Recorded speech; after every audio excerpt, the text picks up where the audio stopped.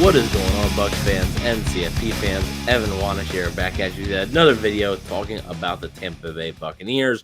And today we're going to be doing a quick dive into the Buccaneers 53-man roster, which was finalized on Tuesday afternoon at 4 p.m. But actually, the Buccaneers were the first team in the NFL to actually have a 53-man roster around Monday night or so. I will say before we get into this is subject to change. This can change at any point, whether it's waiver claims, trades, whatever that may be. And we're not doing a depth chart here. It's a list of names, and we will see where they line up basically come game day. But without further ado, we are going to be doing this with the help of our good buddy Greg Allman on Twitter, who really did a great job of breaking it all down for us here. On offense, the Buccaneers have 23 players on offense. They're carrying two quarterbacks, Baker Mayfield and Kyle Trask. They are carrying three running backs, Rashad White, Bucky Irving, and Sean Tucker. 5 wide receivers, which I think will surprise some people, Mike Evans, Chris Godwin, Jalen McMillan, Trey Palmer, and Cameron Johnson. Tight ends, they're carrying 4, Cade Otton, Payne Durham, Coke Keith, and Devin Culp. So Coke Keith and Devin Culp both make the roster. Offensive linemen, they are carrying 9. Tristan Wirfs, Ben Bredesen, Graham Barton, Cody Malk, Luke Gedeke, Robert Hainsey, Justin School, Brandon Walton, and Elijah Klein. Now we're going to go over to the defensive side of the ball, which the Bucs are carrying a bit more. They're carrying 27 guys on the defensive side of the football. They're carrying 6 defensive linemen in Vita Vea, Kalijah Cansey, Logan Hall, Greg Gaines, Will Golston, and Ernest Brown. They're carrying 6 outside linebackers in Yaya Diaby, Joe Tryon-Shoyinka, Chris Braswell, Anthony Nelson, Jose Ramirez, and Marquise Watts. They are carrying 4 inside linebackers in Levante David, KJ Britt, Savasier Dennis, and JJ Russell. They are carrying 11 defensive backs, Jamel Dean, Zion McCollum, Antoine Winfield Jr., Jordan Whitehead, Tyke Smith, Christian Izien, Bryce Hall, Kayvon Merriweather, Josh Hayes, Tavier Thomas, and Tyreek Funderburk. The specialists, kicker Chase McLaughlin, punter Jake Camarda, and long snapper Evan Decker. So we obviously have a lot of names there. There's a lot to take in. James, when you look at this 53-man roster, what is maybe the first thing that kind of stands out to you, or maybe something that surprised you when this roster was finalized that just really caught your eye? Yeah, I mean, firstly, with the offensive side of things, personally, I would not have kept Coke Keith. There's a couple things. I would have kept 3 quarterbacks. I would have probably swapped John Wolford for Coke Keith. I would have kept 6 wide receivers. And I probably would have kept Ryan Miller and Cody Thompson over Cam Johnson, and then probably tick off a defensive player, maybe like a Josh Hayes or something. And look, I know a lot of people love Cam Johnson, and I'm probably wrong, but like, I just haven't seen enough of Cam Johnson. I saw Ryan Miller do some stuff in the preseason. I saw Cody Thompson do some stuff in the preseason. I feel like at least one, if not both of those guys, could have or maybe should have made this 53-man roster. I don't know if I would have kept Brandon Walton around. He's just a guy who had a really crappy preseason, Evan. Like, did not look very good. I maybe would have kept like a Luke Haggard on the offensive line over a Brandon Walton. On the defensive side of things, look, Todd Bowles did say that, like, you know, it's hard to find good pass rushers. But do you need 6? I mean, and you know, like, that's a lot. I do get it in the point of, like, it is a defensive thing for Todd Bowles. And with some of the changes that I've made, you know, you could still have 6 pass rushers. It's a lot. So I just don't know if all those guys are going to get opportunities, right? With Ramirez, with Watts. And that's a young group. And I'm still very, very young. I'm still kind of worried about that group, Evan. Still kind of worried about that group. Please think you should be, James. Think you should be. Anyways, guys, by the way, that's Mr. Bucs Nation James Hill. I just realized I did not even introduce him. So midway through the video, let's introduce him as James Hill, aka Mr. Bucs Nation, here on YouTube. I'm just a dude. Look, I feel like they still should go out and get a guy like a Yannick Ngakoue, or even a veteran like Jannard Avery got cut from the Colts. Like, hey, bring him back. At least he's a vet, you know.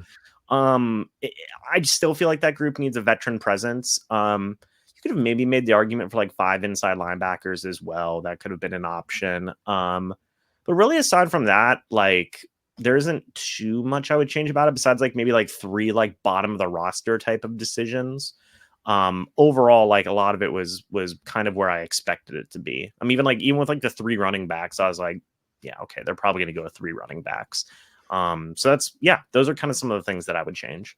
And the Buccaneers did make 2 moves in regarding IR. So that is basically those guys are not counting against the roster. One of them, he's gone for the season. You are not going to see. That is Chase Edmonds. You mentioned the running backs there. You will not be seeing Chase Edmonds. He is out for the season. They put him on season-ending IR with an injury. I Bleav it's described as a knee injury. We don't know what exactly knee injury it is, but it was bad enough to keep him out of training camp pretty much the entire time, and he will miss the 2024 season after re-signing with the Buccaneers in the offseason.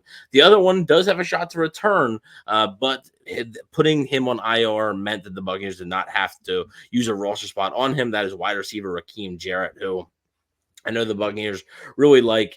He is on, I Bleav, short-term IR where he can return after the first 4 games of the season. So there is a possibility that Raheem Jarrett here can return. He's going to have about another month and a half or so to sort of be able to recover and get back out there. So there is a possibility that Raheem Jarrett's back. There's a couple guys that we didn't mention, right? Sterling Shepard is a guy that we didn't mention. Now, there is news coming out per Greg Allman that Sterling Shepard will actually be joining the Buccaneers practice squad. So pretty good depth for the Buccaneers practice squad, and a guy who obviously is familiar with Baker Mayfield. So it's a pretty big get for the practice squad. And there'll be guys that trickle in. I imagine they're going to want to keep a guy like Cody Thompson, who really impressed in the preseason. And they also mentioned the possibility of keeping another punter around, right? Nolan Cooney, who was brought in not really as competition, kind of just as an extra body. Todd Bowles was not really happy with the punting in the preseason from Jake Camarda, and it's just something to monitor there. So the Buccaneers plan to, I think, bring a lot of these guys back. I know there's a lot of guys that people follow right throughout training camp, throughout the preseason, and they grow attached to him. They don't want to see him go. I get it. But thing is, guys like Kean Isaac, if he passes waivers, I imagine he'll go back on the practice squad. There's a couple of guys there that could be potential practice squad guys. John Wolford is another guy, and I know you've mentioned the possibility of maybe a team like the Carolina Panthers potentially poaching him from the Buccaneers. That's a possibility, but we will have to wait and see on that. But the practice squad gives a lot of opportunity for a lot of different guys. So were there any guys that maybe got cut that you were kind of surprised got cut? Not necessarily what you would have done, just maybe surprised that, oh, wow, I'm surprised that they actually went out and did this. No, really, I was surprised that Cody Thompson didn't make it. I was surprised they didn't keep 6 wide receivers. Cody Thompson was surprising. And I want to say something. Raheem Jarrett is not the 6th wide receiver right now. Correct. They have 5. Raheem Jarrett is not technically on the active roster right now. A very important distinction to make. Yes. He's not the 6th wide receiver because he's on the IR. Anyway, I was surprised that they cut Cody Thompson. I think they'll bring him back in the practice squad. At least that's the hope. I would imagine. But that was a little surprising. Honestly, it was kind of a toss-up between CJ Brewer and Ernest Brown IV. That's another one. I thought that Brewer may have gotten a nod, but he ended up not. Again, a surprise for a guy who didn't get cut. I don't mean to harp on the guy, but like O'Keefe, I was a little surprised that they kept him around. Just because the Bucs, they must really value his blocking. But, Evan, 3 years into your career, when does it become one-dimensional is not enough, because that's still kind of really all O'Keefe offers so far at this point. He has 1 catch per year basically. So I was a little surprised they kept him around, especially considering the Bucs don't use a lot of 2 tight end sets in this offense, at least according to, I Bleav it was Greg Allman who had said that. So that was a little surprising to me. Maybe they'll use him as a fullback or something. I don't know. But those were kind of some of the surprises to me of guys who did get cut, and maybe a guy or two who didn't get cut. I want to wrap up with this. It's a tweet from Greg Allman, and I had actually posted this on Bucs Daily Instagram page, but because I just thought it was fascinating. With Triner and Shepard getting cut, that is Zach Triner and Sterling Shepard, Bucs will be a remarkably young team in 2024, especially compared to the final Brady years. Tampa Bay will have 3 players total age 30 or older. It's Levante David, Mike Evans, and Will Golston, and that's it.